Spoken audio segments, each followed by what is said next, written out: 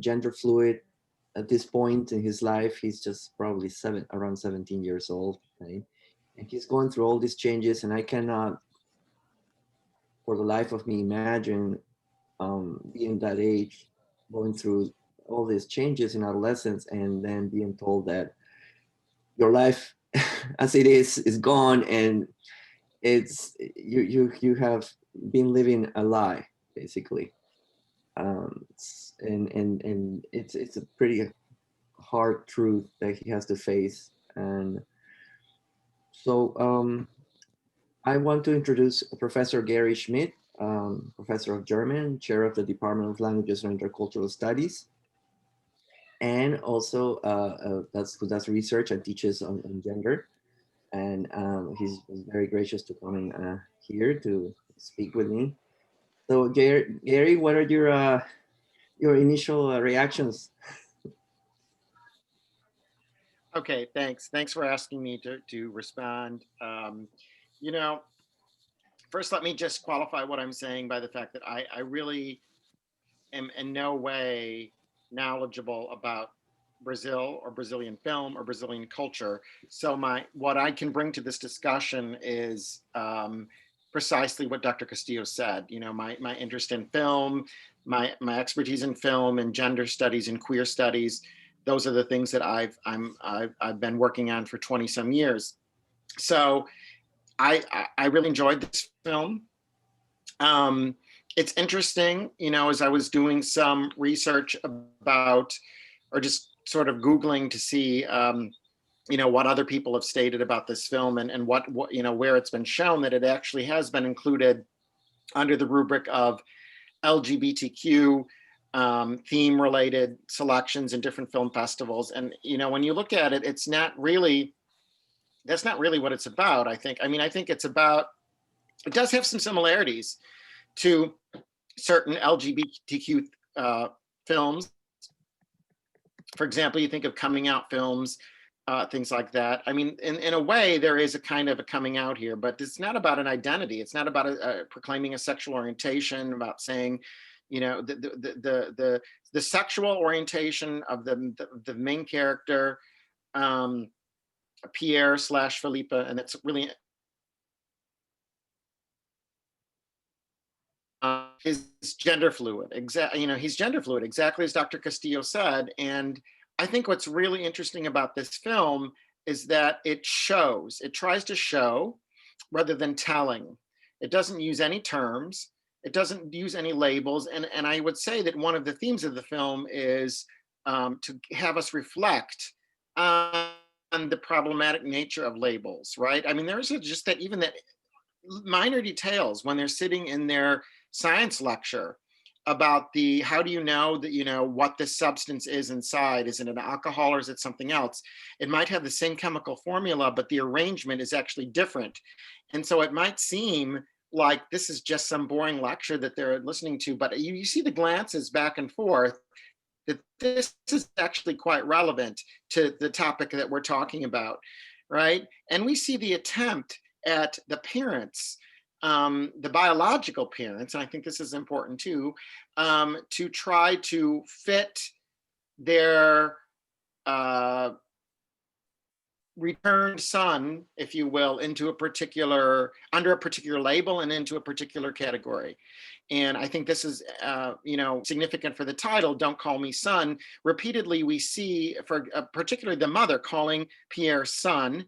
And sometimes she calls him Pierre, but then you see at other times it's Felipe. And I think it's Felipe very, very often when a certain authority over the children, over their son, if you will, right? And let's reflect and think on that idea of son for Pierre to come and meet his biological parents.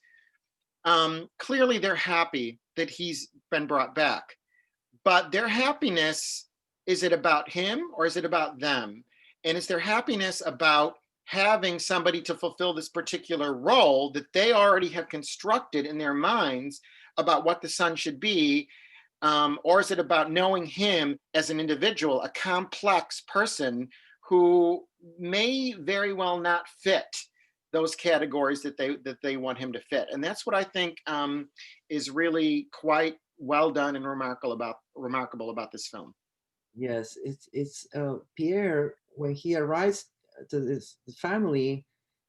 Um, it's first, of course, you see the class difference, but the social difference too, in the sense that he's coming from a single mother and a lower middle class, working class family, and now all of a sudden he's gonna be just thrown into this upper middle class family with a father and a mother and a son. So it's a traditional family that you would expect, and with traditional roles.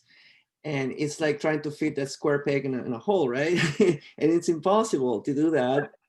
And I was also baffled that although there were psychologists or social workers, it seemed to be very little therapy going, especially in the beginning, because the parents have their own expectations of, like you say, the labels. Immediately the labels go in, and he's not Pierre, he's Felipe, and the father is like, is toasting to him as Felipe. And it's just hard to see that the parents are not understanding that, and not understanding the pain that Pierre is going through, the trauma, which is Mhm. clearly explained by Pierre himself at the end, in that the last scene at the bowling ball, where he says, "I was stolen twice. I have to reshuffle my everything, my labels, my identity, and everything twice. And now you're expecting me to just love you." And that was a really hard to see, and so that's something that I wanted to mention, that in Brazil and in Latin American countries, of course, the majority of the population is Christian Catholic. There are groups that are evangelists, Protestants, but the majority is Catholics. So they always hold that heteronormative family nuclei, father, mother, and children, and obviously there's no place for Pierre in that sense. And I think what do you think of all his outbursts? Because it seems like Pierre is communicating in his own way. What do you think of that? Yeah, he is. So when you say outburst, do you mean his outbursts or the parents' outbursts or? Well, no, okay, I shouldn't have said outbursts, and more like how Pierre communicates, and it's not really talking. It's very little talking that he does. That's right. Well, and because I have a sense he feels like he won't be listened to or understood if he talks. I mean, you have these examples where there do seem to be places where his behavior that doesn't conform to the gender expectations would be acceptable. Now, for example, you have the rock band. So, okay, you can paint your nails if you do it because it's for the rock band, right?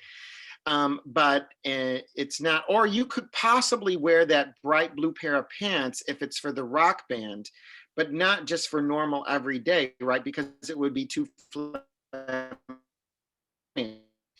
And then when actually put on the dress, and I think that's a fabulous scene because it really does give you, it suggests, for one, you have this curtain that covers the whole frame, and he just opens it and comes out in this dress. So it's like a performance, if you will, and it is a performance. He's performing. He knows consciously that he's doing it, and it's kind of like a coming out. It's not a statement of his sexual orientation, but it's a statement of him saying, "Hey, look, this is what I want to wear."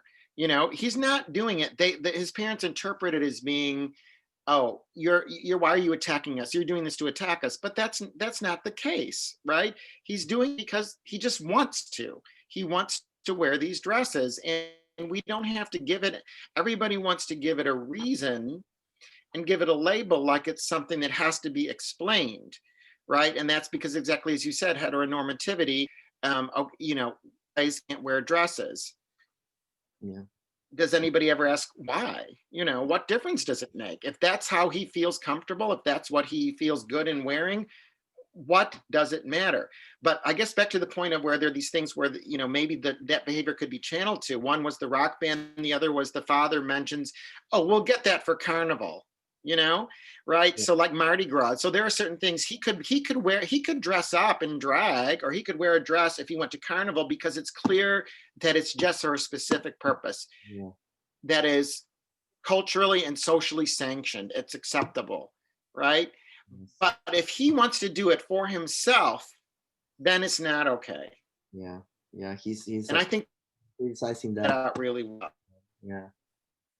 Um, and I was thinking about that the director, in a way, it's interesting how she's showing that there may be a way, maybe not a way out or a solution, but there may be an let's say this could change. And I think that that's reflected on the younger son, Joaquin, that at first Yes. he's a little bit probably aloof and not too. It's really awkward too. He's 12 or 13 years old. We can't expect, you know.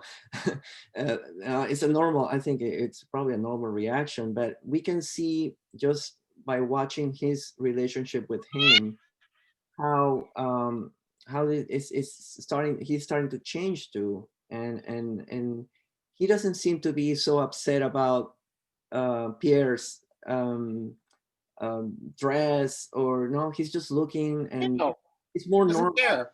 It's more normal to him. It seems like okay, and that the ending, that last scene when they're just bonding together with and sitting or laying on the bed.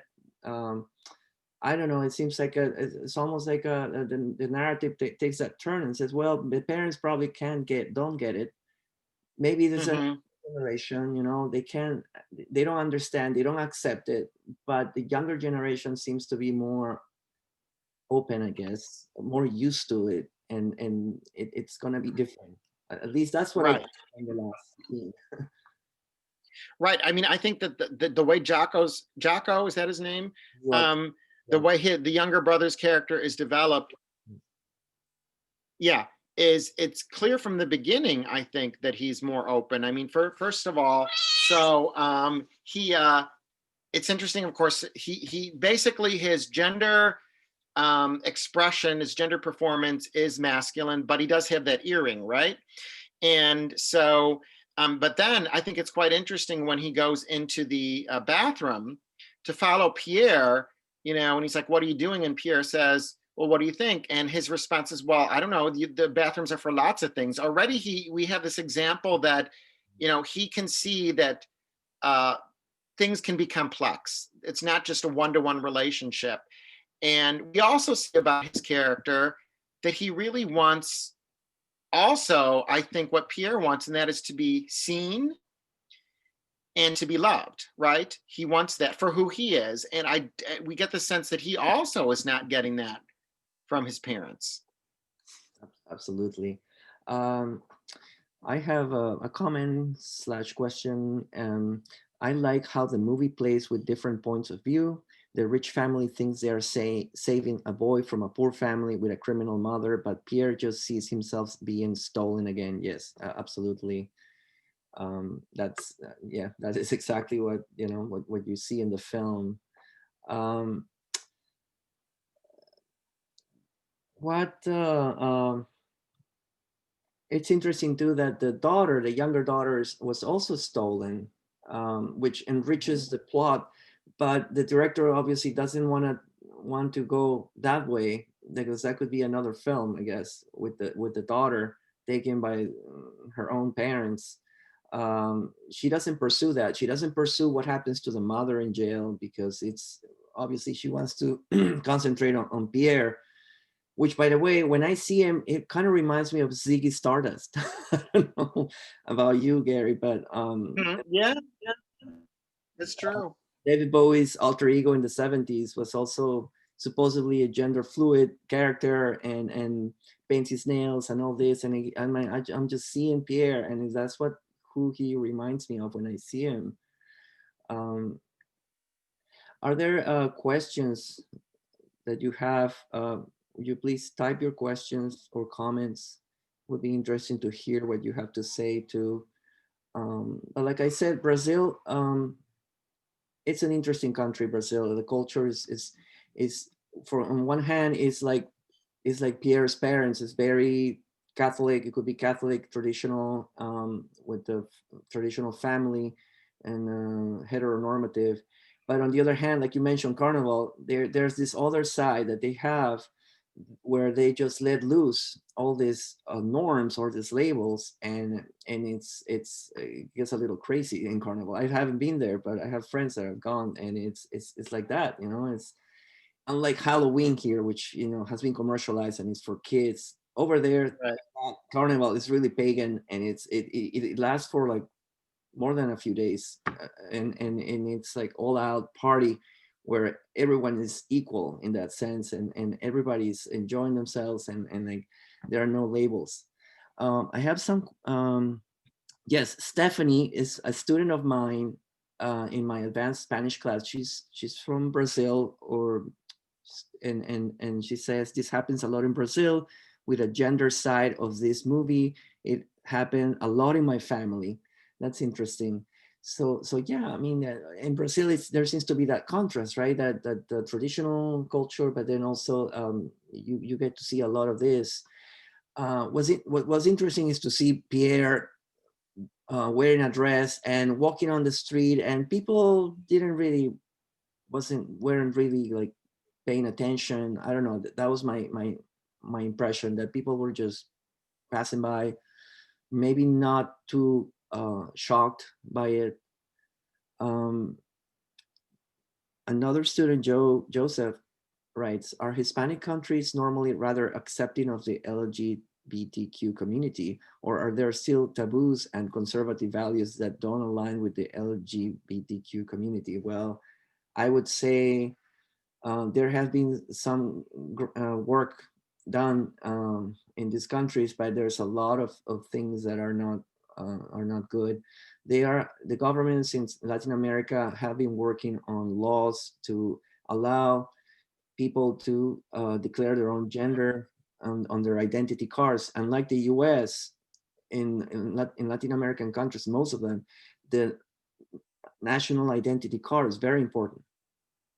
If you don't have that card, you cannot vote, you cannot get a job, and it's not like the state ID we have. It's just an ID, but over there you have to have that in order to conduct business. So it's very important your name is there, your address, and your gender. And that's been a fight that's been going on the past few years, where some countries have been, governments have been allowing this finally to let people declare their own gender. So that's one thing that I can mention, that it's been going on, that it's positive. It's still, there's a lot of violence against people that don't fit into this male female roles. A lot of murders, um, not too dissimilar to what's happening here too. So there's a lot of that going on too. Um, same sex marriage in some countries has already been legalized, like in Argentina. It's always sort of at the forefront. In some other countries, it's still not possible, because the church, the Catholic Church, as an institution, is a very strong, and they have a lot of pull influence, and they obviously would not allow that, such as in my country, in Peru, because we were the center of the viceroyalty of Spain. So the Catholic Church in my country is super conservative, and it has a lot of influence in the government. So it hasn't been good in my country. Um,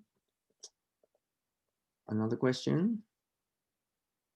Why do you think that Pierre began to wear dresses around his new family, seemingly more comfortably than around his mother and sister he was raised with? Maybe a statement to show he's not the image they keep forcing or expecting? What do you think, Gary? I mean, we kind of mentioned. Well, that's an interesting question. And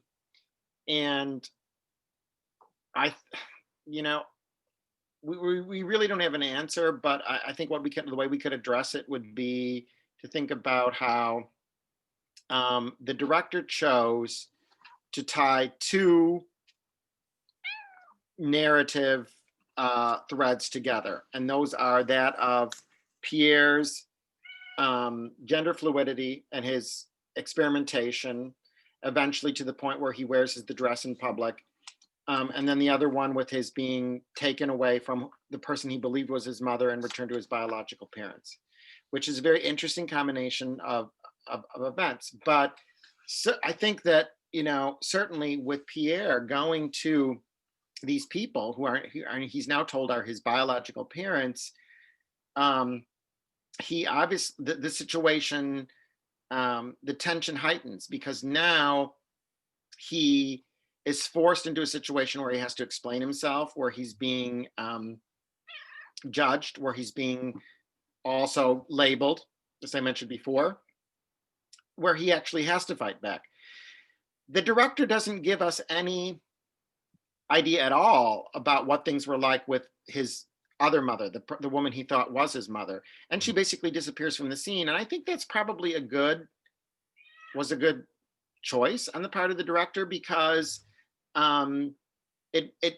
it prevents us from sort of making comparisons between the two individuals and thinking maybe, you know, is there something about his upbringing with this woman that's all not at all thematized, right? Yes. That's just left outside. Mhm. So yeah, I guess that's all I'd say. I did want to say, when you mentioned about violence, um, you know, obviously we're talking about an upper middle class family here, but I think it's very effective the way the father's potential for violence Oh yeah. in that scene, right? Where he comes out, opens the curtain and comes out in the dress.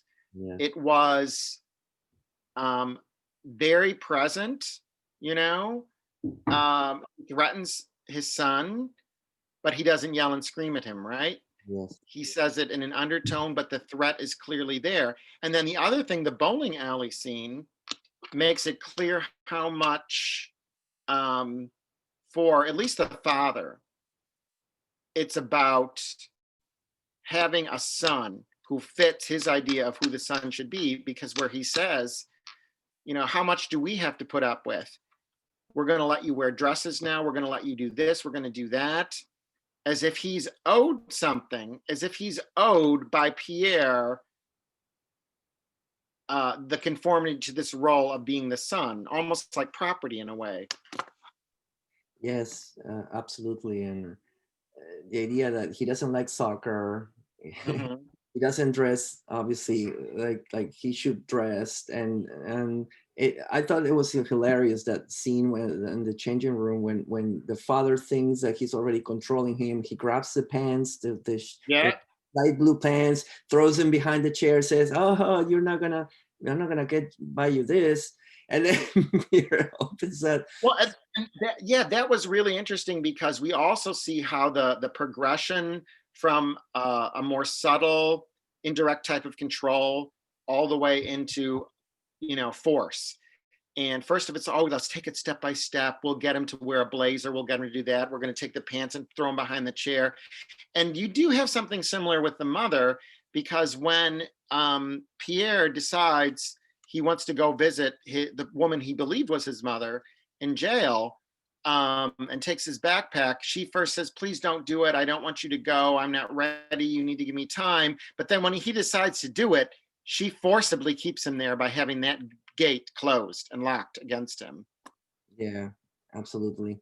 Um, and but I have to say the mother is overbearing for sure, and wants to be in his life, but she doesn't understand that, no, she needs to keep her distance, especially because of how he's feeling. Uh, on the other hand, I have to say, going out at night in Sao Paulo, which is I think is where it's really tough, and especially when you're 17. Like in that sense, I was just also worrying a little bit, but that's just because I have a daughter. But anyway. And that's where you know more about it than I mean, obviously I always want to question my own stereotypes of Sao Paulo, because, you know, my I don't want my idea of Sao Paulo to be dominated by having seen City of God, for example, or something like that. You know? No, City of God is in Rio. It's It's a, in Rio, okay, but again, it's in Brazil, so you know that. yeah, I've never been to Sao Paulo, just to Rio. I was there for a couple of months, but in Sao Paulo, it's like New York City, and in it's the capital, the financial center of Brazil, and Okay. it's rich, but it's also it's a lot of people. I don't know the numbers of inhabitants, but it's a lot. Uh, Right. and they have like rings, there's other sort of like around neighborhoods around that, and it makes it really big. Um, are there any other, let me see, there's another question here maybe. Yeah, Stephanie, my Brazilian student, says they are both dangerous, Rio and Sao Paulo. Yeah, especially at night, it could be a little um, complicated. Are there any questions from the audience? Any other questions that I guess my last question is to anyone, to Gary and or the audience, is like, what do you think is going to happen? Of course, what do you think? It seems like really, I have the idea that Gary, I'm sorry, Pierre wants to fit in. Like he really wants to. I think he's fighting and he's arguing and he's doing all these things, but he really wants to be part of the family. He just is trying his own way to do it, be accepted. So I don't know. Do you see any ending here? I mean, I like the movie how it ends too. Like it's abruptly ends, because there's nothing else really to continue. I mean, and it's just like it's almost like a snapshot of their lives, right? That we see from the beginning to the end, and it's the juiciest part, of course, the one about the crime or the changing families and all that. But I mean, I wonder what happens with Pierre. uh, and I think it's along the lines of my comments I was making with his brothers. His younger brother is it seems like more accepting, and it seems like they're gonna have a bond there with the younger brother, and that's probably what we can hope for. And then the parents will be the parents. They may reluctantly accept them because, well, they don't have a lot of choice, right? They've been waiting to meet Felipe or Pierre for 17 years, and there's nothing else. They have to accept him, And but I mean, I don't know how that's gonna go. Are there any other questions? Well, actually, can I ask a question in response to your question? Mhm. Because, um, we talked about the class difference, and obviously the director consciously chose to make the biological parents of a upper middle class as opposed to the other mother who was, lower. I don't know, what would you call that? Working Working class, class, working class, I would say. working class. Okay.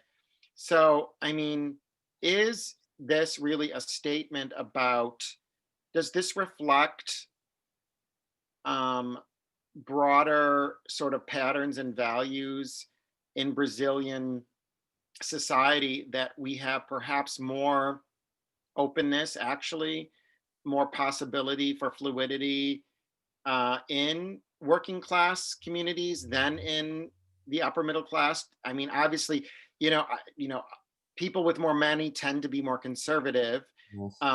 at least fiscally, but sometimes also socially. So I'm wondering, I don't know if you can speak to that or not. Yeah, I would say so. I think that that's a good, you know, good explanation. That having money, being upper class, it's you're more worried about appearances. Mhm.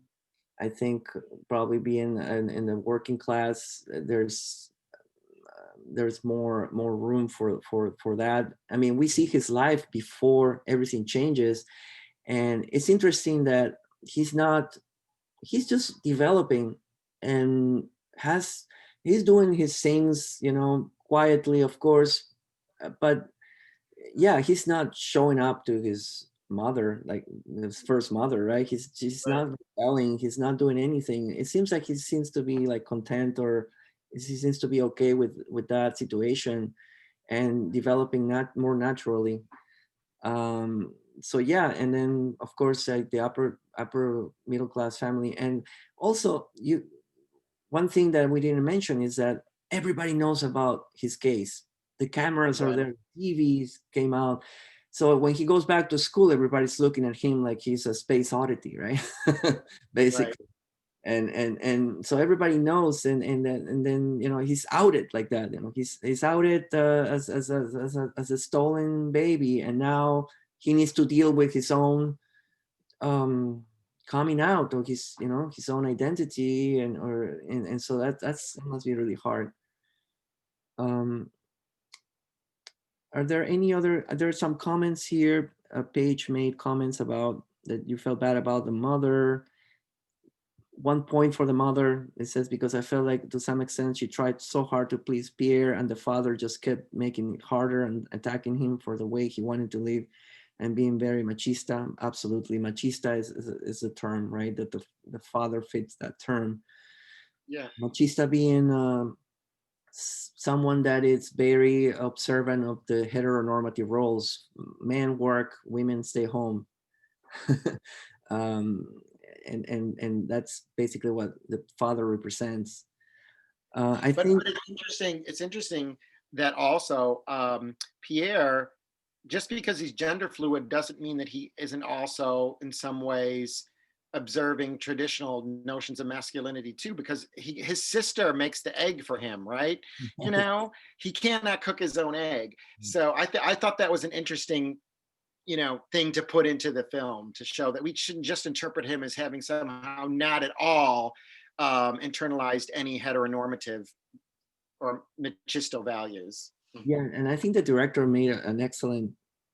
The first scene is excellent. He's at this club, dancing club, right? And then he Yeah. first comes the boy, and the boy is trying to hug him and maybe kiss him, and then he's like, yes, yes. He doesn't say no. He's just like, okay. And then he goes here, and then he meets the girl, and then he takes the girl into the bathroom, and we see that sort of shocking scene, and then he is having sex with this girl, but then he was wearing women's underwear, and I think that's Right. the statement that the director immediately is telling you, very gender fluid, and so that was just I think also a statement of this, of what he's going through, and then all these changes that, but we really don't know. See, and that scene in the bathroom also reminded me of um, Fassbinder, the German filmmaker Fassbinder's film In a Year with 13 Moons, where it is specifically about a transgender character who has gone through the gender reassignment surgery, male to female, and then goes to a park. I think it's in Frankfurt. Yeah, in Frankfurt, and looking for a sexual encounter dressed as a man, and then finds a man. But when the man undresses this protagonist, she has on women's underwear underneath, and that creates a huge problem. It actually leads to a kind of to violence. And so that seemed to me that was almost could have been an allusion to that particular scene, and it had a similar effect of sort of shock value for the audience. Yes, I haven't seen that movie, Gary. Is it a recent movie? No, Fassbinder. So In a Year with 13 Moons, it's either late 70s or early 80s. Okay. And Paige has a question. It says, if the lady stole the children, why did she bring the son to the doctor in the first place?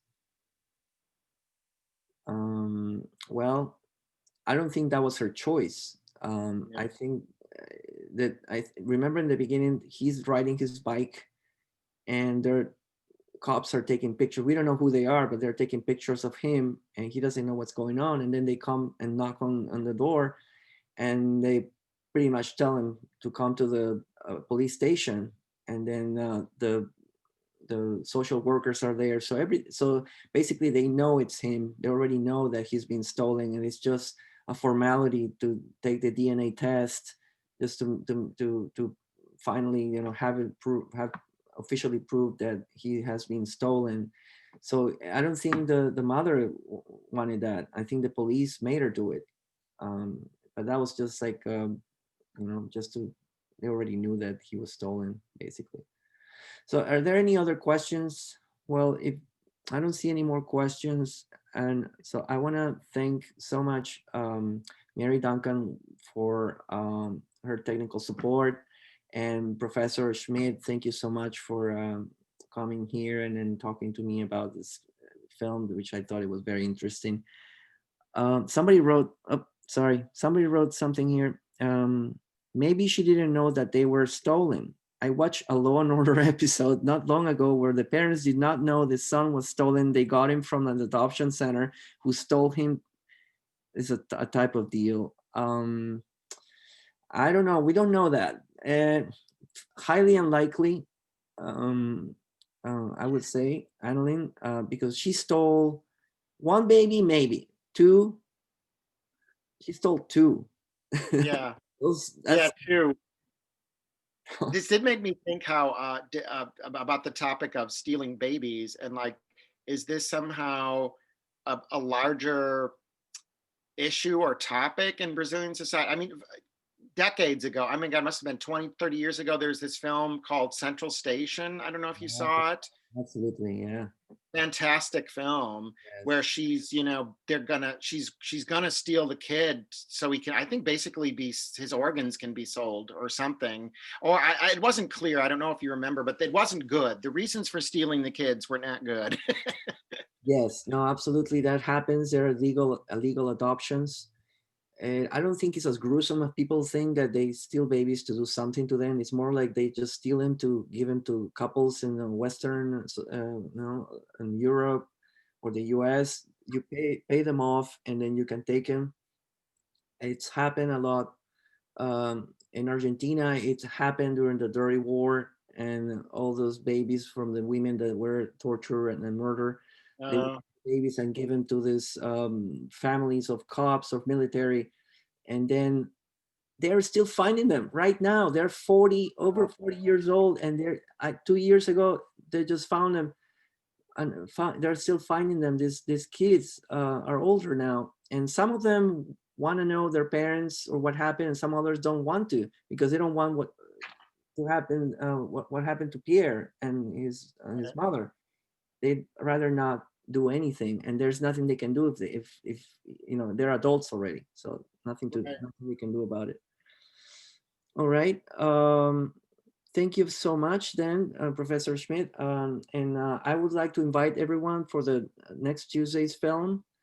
It's a Peruvian film, and it's a different topic, and it's about memory and well, past violence, but it's more about memory and what happened in Peru during the Shining Path and oh, wow. terrorism in the 80s, but it's a film about a contemporary film about that period of time.